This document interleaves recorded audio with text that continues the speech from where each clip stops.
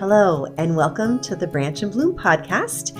You've come to the place where heritage takes root and families flourish. I'm Christina. I'm Brittany. And I'm Jess. Ika. Jess. She's really feeling it. I'm feeling the hair today. I feel like this hair, I'm Jess. Today I'm Jess with this You hair. can be I'm Jess. Brit with this hair. I'm backpacking in Europe. Yes. It's your alter ego. You're backpacking in Europe. All the way through Europe with your those cool hiking boots. Yeah. Uggs. Oh. No. Brit would never wear Uggs. Brit would never. Today we are kicking off the new year and we are talking about the things we are going to change. What worked and what didn't work, what we're changing for 2026. Or just up the game. Or leveling up. Leveling up, that's it. Leveling up for the new year. That's the title. That's right. Leveling up for the new year. Because this isn't about an overhaul. No. You don't have to do a totally new you. New year, same you, leveled up. There you go. Love it. So one thing that we have done this year that has worked big time is working on our health. Yes. All of us have done this for our families in different ways. And for our family, we've gotten to a place where now it's time to address some of our secondary issues. One of my issues is SIBO, small intestinal bacterial overgrowth. Lucky you. Has anyone else here ever been tested for that? Yeah, we haven't been tested, so who knows? Well, I have been tested and I have come up wanting. So, What are symptoms of SIBO? bloating, gas. Some people get really, really nauseated. For some people, it can look more like IBS. And so I'm going to be kicking off this new year working on gut health. I'm going to do a combination of low FODMAP. Don't ask me what that stands for. It has to do with foods that sit in the intestines long enough to ferment. And that produces more bacteria. And since I already have bacterial overgrowth, I'll be avoiding Foods that are slower to digest. sometimes it's foods like you could have a certain amount of almonds but never cashews. You could, even though sauerkraut or a fermented food is good for most people, a person with SIBO would want to avoid that because it's still so full of bacteria that your body's already overrun with. So So it's irrelevant. Good bacteria, bad bacteria. the list makes it seem kind of irrelevant. Okay. It's very easy to Google low FODMAP foods. And I'm going to combine that with GAPS. Give us some examples of low FODMAP foods. Oh, we're not trying to tell people how to do FODMAP, but I would say some lower FODMAP foods like chicken breast is definitely low FODMAP. Meats in general are lower FODMAP. They're not going to ferment. There are certain vegetables, certain fruits. I think like berries, but a small amount is okay. It's just all kinds of different guidelines. So I am going to be bringing my family on this journey because everyone has, maybe one person doesn't really have gut issues. All the rest gut issues. So we're going to do GAPS, where we're going to start with a lot of meat stocks, soups that are meat forward. It's very meat based the way we're doing it. Now GAPS incorporates a lot of fermented foods, which I will not be incorporating, at least for myself. Okay. And also I'm gonna actually do the thing and take out dairy because I would not recommend this for everyone because I think dairy is a very good food group. But because I did test as dairy intolerant, Are you taking it out for everyone or just you? just me for now. And then I'm going to introduce it again later and just see. I'm going to see if I notice a difference. If I don't notice a difference, I am keeping dairy in because I love dairy and it's such a good source of protein and fat. So We had great success with that route with our oldest, taking it out completely for a good year and a half. And now, granted, better quality dairy does not bother him. He still has a hard time with straight milk, but otherwise he can have dairy every day and it doesn't upset his stomach. Wow. Awesome. And I don't notice stomach upset from dairy, so I'm not sure what my symptom would be, but I guess the nutritionist recommended removing it for a good 6 months and then reintroducing it slowly and see if I notice anything then. Yeah. So that's my big level up for our diet and getting some of those gut issues that I've really put on the back burner under control. I've tried to address them in years past, but I think my other health issues were so forefront that it just couldn't move the needle. Yeah. I am also doing a bit of a shift with diet, and that is going to be, I am going to try to do carnivore for until my birthday, which is the middle of February. Valentine's Day. Yes. And we'll see. I've hit a roadblock on some health issues. I have done great. We've talked before about the CIRS journey we've been on, which is the chronic inflammatory response syndrome. And I've done great with all those treatments. And I'm actually in the last phase of that treatment. And everything's going great. And I can tell a difference. This last phase of it has been really great. I feel the best right now that I have felt.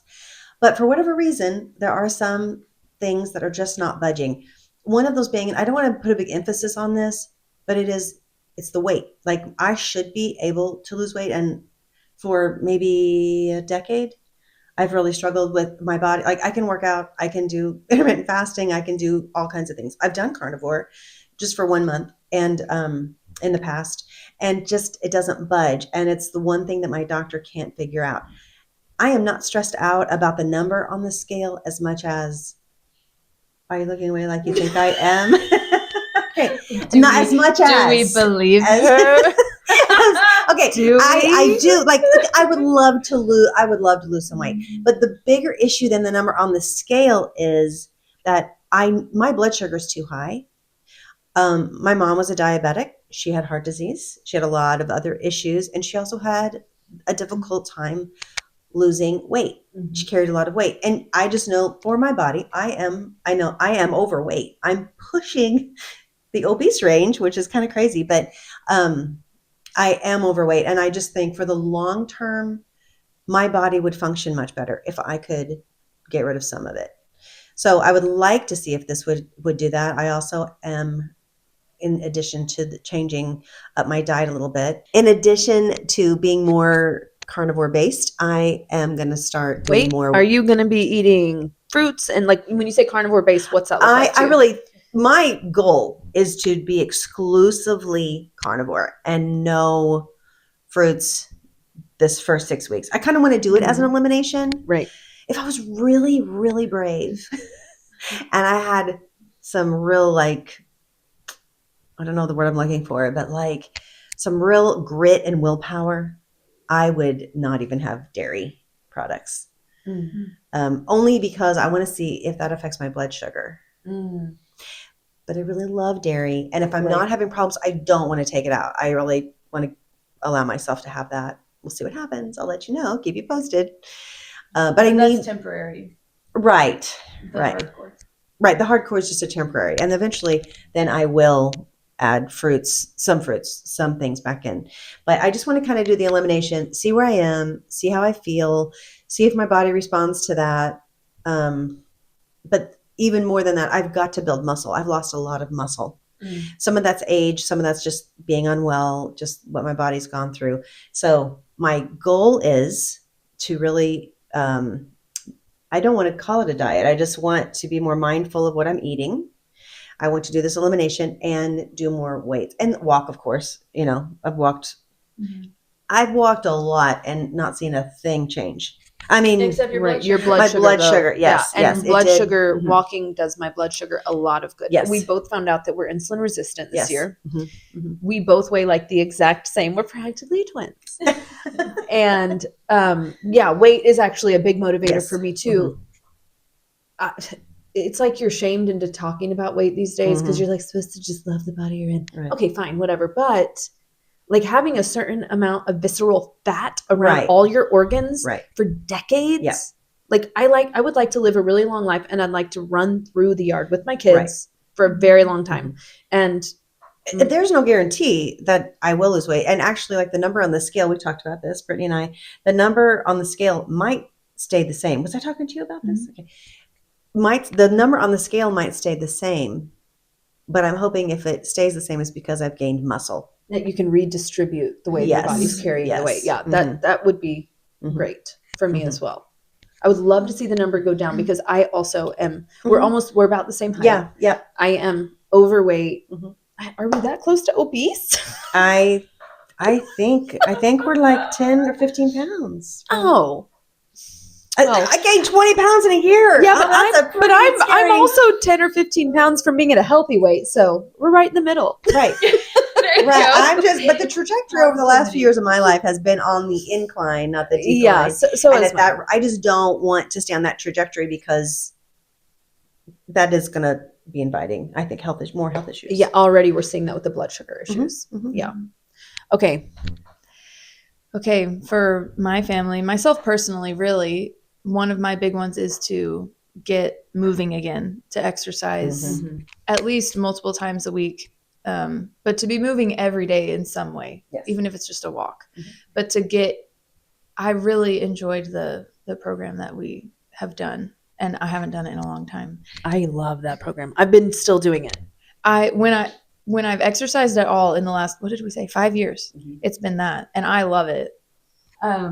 But just moving more and feeling strong, like we were talking about non-scale victories of even if it's not for weight loss or for whatever, just the things, the agility, the endurance, the ability to run with kids, the ability to climb or to squat down and not feel like, oh, what's that? Right? Which is part of aging in general, but to just feel good via movement. Yeah. And one of the things I'd say you've done in the last year that really worked was to go more meat-based. Yeah, I guess it's a couple of years. Well, I don't know all the nuance of how they call it now, because some people say carnivore, that term includes, fruits, animal products. I always thought carnivore was meat only. That would be omnivore. I would call it that does animal-based is the term that I've heard that seems to suit the best. But yeah, we did that for our youngest. He was having issues with histamine foods, high histamine. And so we just went low histamine and pretty much no vegetables, like fruits, meats, dairy, honey, things like that. And he was like night and day. And we all actually felt way better. Right. So continuing on with that, through the holidays, we have not been doing that. And I'm not sorry about that, but just to refresh and get back into our regular daily routine of eating the way that feels best. Sorry. Yeah. And even in the last couple of days after all the holiday hubbub has settled down. Yeah. I just already to eat, feel better. Yeah. Yes. Just to eat the normal foods. I'm like, oh, okay. That's what that feels like to put pants on. Yes. I think we have a responsibility to steward our health to the best of our ability. Yes. And I think that'll look different for different people. It will. Based what on, affects budget, people in different ways. Yeah. Types of foods you can eat. Yeah. What kind of mobility you even have. What your health issues are. Right. I have some family members who their struggle is to put on weight. Yeah. They're underweight. And so that's something I'm hoping will be helped as well. That was my story. That really was my story as a teenager. I struggled to put on weight. My mom took me to the doctor and we couldn't figure out why I couldn't gain weight. And with SIRS, it can go both ways. Yes. Inability to gain, inability to lose, depends on how the body responds. So, and I think that at that time I would have had Lyme disease. Yes. Yeah. That's right. And one thing I'm really excited about is that I got a rebounder, and I wanted one of these for a long time. It's great for lymphatic health, which I feel like I could use a little help with. A little trampoline. Oh, okay. And so they call it a rebounder now. Yeah. I got a little trampoline for Christmas. Sounds less. It's like an indoor. Yeah, it's like a 3-foot diameter, right? Yes. Right? Yeah. And I think rebounders, what they would call it in like the exercise world versus like the child world. Yeah. But I am really excited to then incorporate that, still do my weightlifting exercises, which I have done less, but still consistently, at least twice a week. And then also incorporate that. One of my goals for 2026, hold me to it, is to be able to jog, because I don't want to say run, because that feels like maybe I won't be able to do that, but jog. That's good. 1 mile. Nice. Oh, that's great. Jog 1 mile. So we actually began working towards this. My husband could probably do it just because he's a man. And I don't know how that happens, but he just probably could. It is. It is. But with me, he's staying with me when we'll go out to our cornfield where he mowed a path, because it's all harvested now. And we will jog a leg, walk a leg, jog a leg, walk a leg. So I'm hoping to then continue, removing the walking and continuing the jogging till I can get up to 1 mile. Great. I love that goal. I love that too. That's my goal. It's a very attainable. Mhm. It feels like Yes. a sustainable small increment goal. Yes. And one of the things I had learned a long time ago was the importance of actionable goals. So you have the end goal being, I want to be able to run or jog 1 mile, but then you break it down into the steps. So my first step being jog half of the mile, walking in between. And so giving yourself actionable steps for whatever the goal is very helpful in actually attaining the goal. ZPD. Zone of proximal development. It's an education term. I remember learning this. It's like if you give a child something that's too far out of their zone, they're overwhelmed and they'll give up. But if it's just in that sweet spot of challenging, but not beyond what they could actually attain, it's like the ideal zone for them to realize, oh, I can do things. It's challenging, but I accomplished it. It keeps that confidence instead of just feeling like, well, wow, that's not even, I'm so far from being able to do before that. I start. Yeah. Like I'm going to run a marathon. Yes. Which the cardio aspect of my health it took a big hit. It was one of the things I had to let go of first as I started getting really sick, because on the days I would do cardio, I would have really bad heart palpitations. And then I learned this is actually quite common for people with SIRS. People lose that ability to do cardio exercise. But for me, it's less about getting in cardio and it's more about that being active and being able to, like I said, run through the yard with kids, play football in the yard, and be mobile, very mobile. Because I'm going to be 37 this year. Want to keep up the mobility. Yeah, I want to keep up the mobility just for the sheer fact of getting older. Just takes a toll. Your body is not going to be able to keep functioning as it did when you were 25 years old. Just not. So I am thinking more of functional movement, strength, bone density, things like that. I imagine your rebounder would be really good for bone density as well. It is. It's great for pelvic floor, as long as you're not too weak in the pelvic floor, which I've spent a lot of years trying to strengthen that. And then it's great for bone density, great for adrenals, great for lymph, as I mentioned.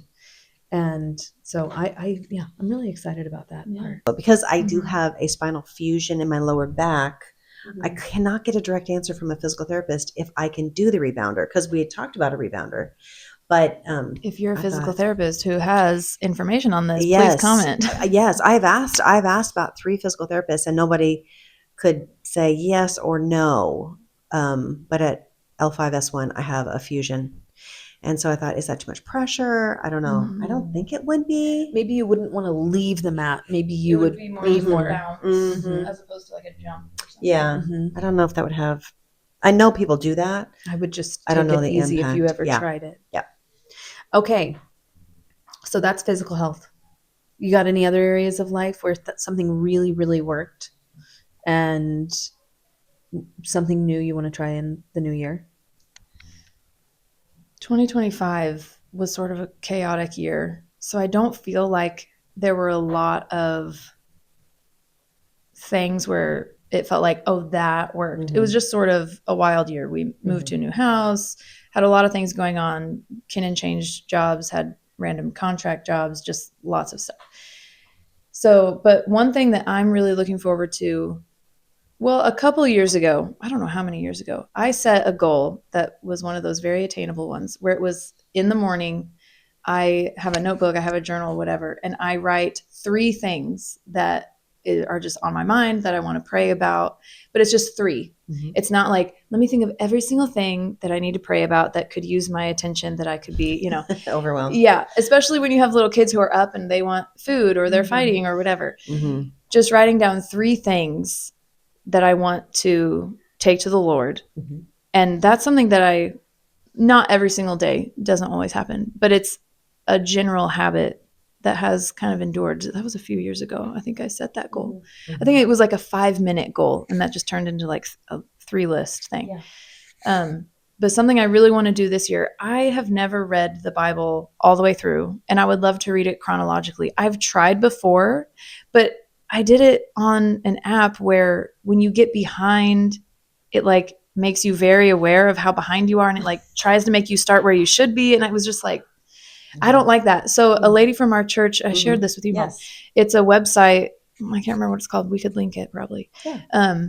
Where you can choose if you want it to be chronological, if you want it to just be Old Testament, just New Testament, whatever.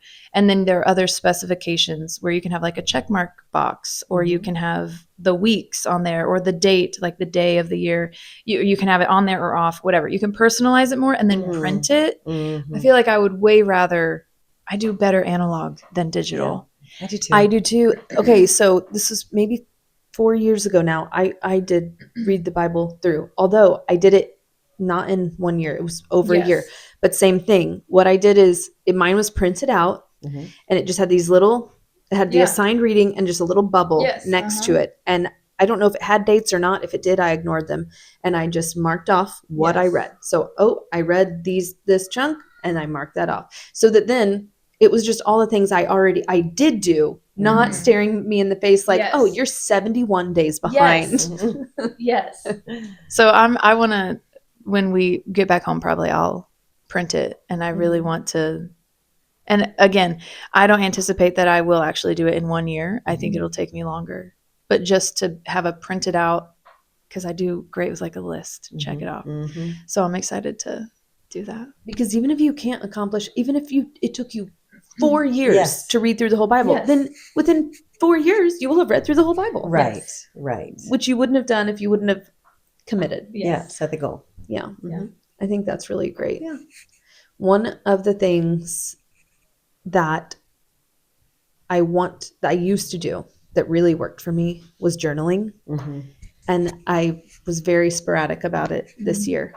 And so one of my goals, I actually wrote a bunch of goals down. And one of them was to write in my journal at least 3 times a week. Because in my journal, it will be anything from poetry because of what I see out the window, to a prayer, to the deep innermost thoughts. It's a big variety of things. And it really helps me to process just my daily life. And it also does refocus me on the Lord, because like often, at least a little, it seems very sporadic, but I'll be writing about something and then it'll just turn into a prayer. Yeah.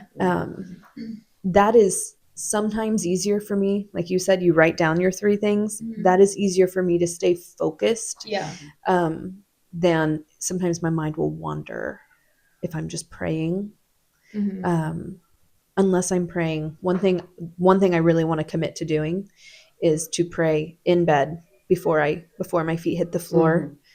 Because once my feet do hit the floor, it's not that I don't pray throughout the day, but as far as a focused, intentional time of prayer, I'm so much better if I just, even my eyes are still closed, I'm just praying there in the morning, giving the Lord the day.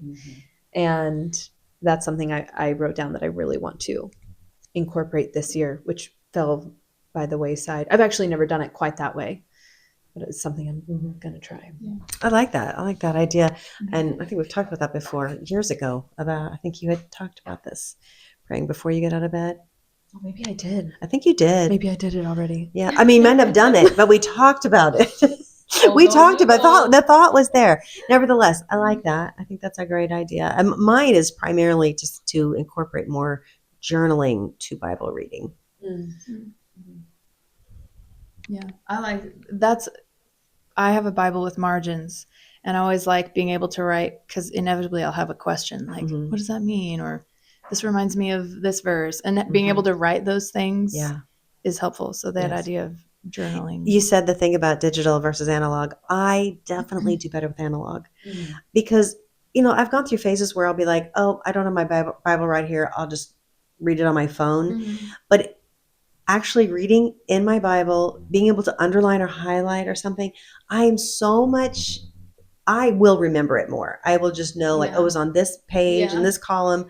Whereas if it's just on the phone, it does not stick as well. It just doesn't. Even if it's being read out loud to me as I'm reading it, still. Yeah.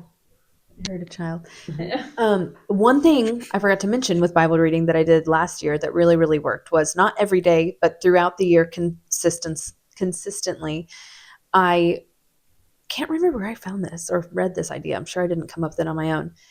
It was like you read the Psalm of the age you've turned.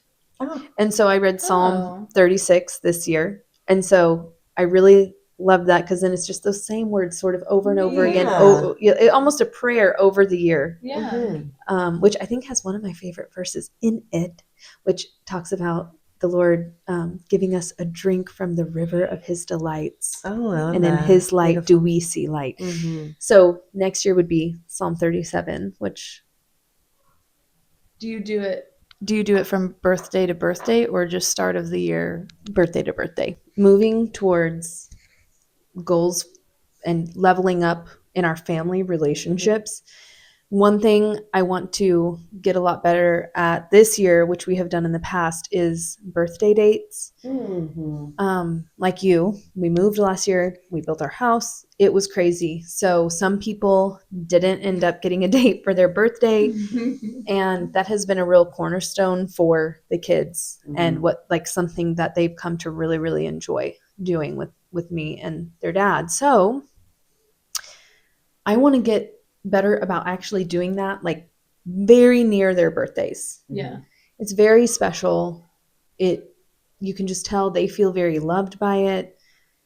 Even the teens still look forward to it. So that's something that really fell by the wayside that I want to bring back. And for marriage, one of the things that I want to commit to doing this year is getting alarm clocks and putting our phones outside of our bedroom. I was just thinking that this morning because for various reasons last year I had to have so much access to my phone.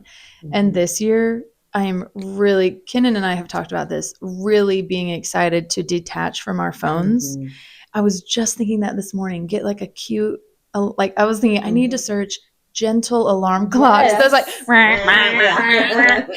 a gentle alarm clock. Those have got to exist now. Sure. Right? And not having my phone next to the bed. I want to do that as well.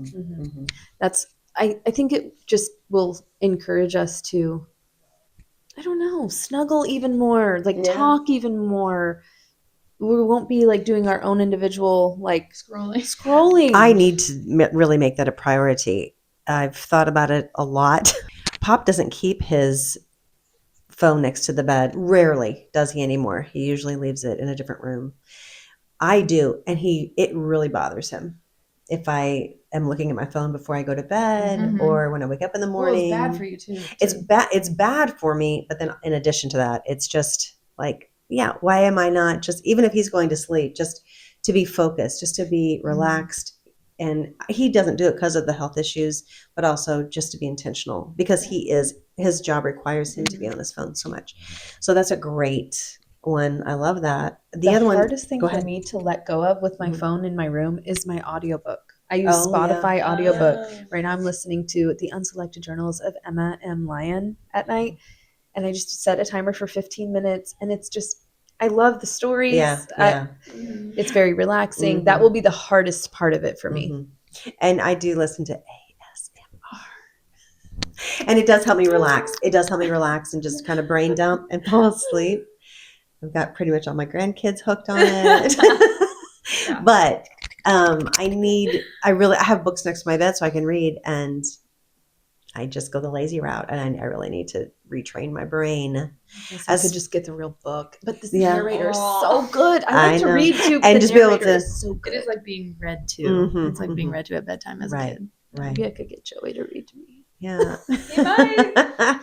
As far as marriage goes, I want to be more intentional with like going for walks, doing things when we are together, when it's not crazy busy with his job, and just being more focused on just the simple things, but having more activity together. We don't golf together. We don't play tennis together. We don't have those kind of hobbies, but we could definitely go for walks. Oh yeah, more frequently. yeah. I would say family goal would be reining in screen time in general for everyone, just like we were just talking about. But even for the kids, kind of relying on that for like or just like if like I have to do this thing, so like yeah, okay, watch a show, and then that turns into like an hour, 2 hours, and it's like, oh boy. And so trying to rein that in and be more disciplined with, which we've done in the past, it just got kind of out of control this year. So trying to rein that back in to have more healthy amounts of screen time for everyone.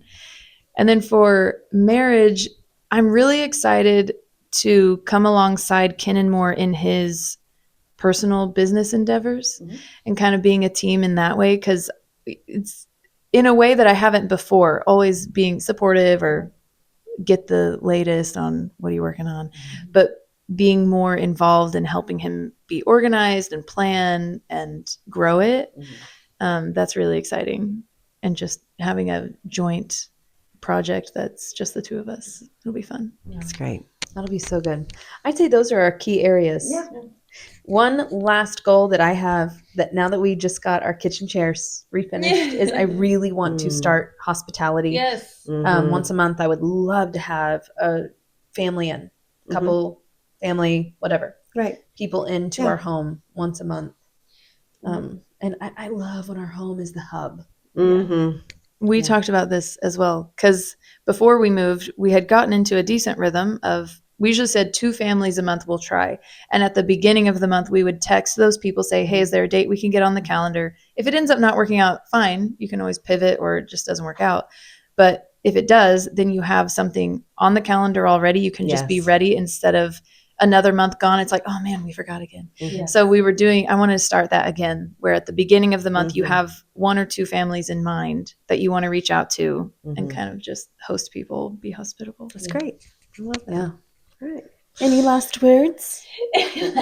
No, just to really be focused, intentional, and not just like, oh, it's January, we're gonna have all these lofty goals, but genuinely think like this is a lifestyle choice. This is a lifestyle shift. This is so we can minister to people better. We can minister to our spouses, to our children, and just to value our health as a tool to be good stewards of the gospel. Amen. We are so thankful that you have joined us here again this week. We wish you a happy, happy New Year, and we will catch you next time. Bye-bye. Bye. Bye.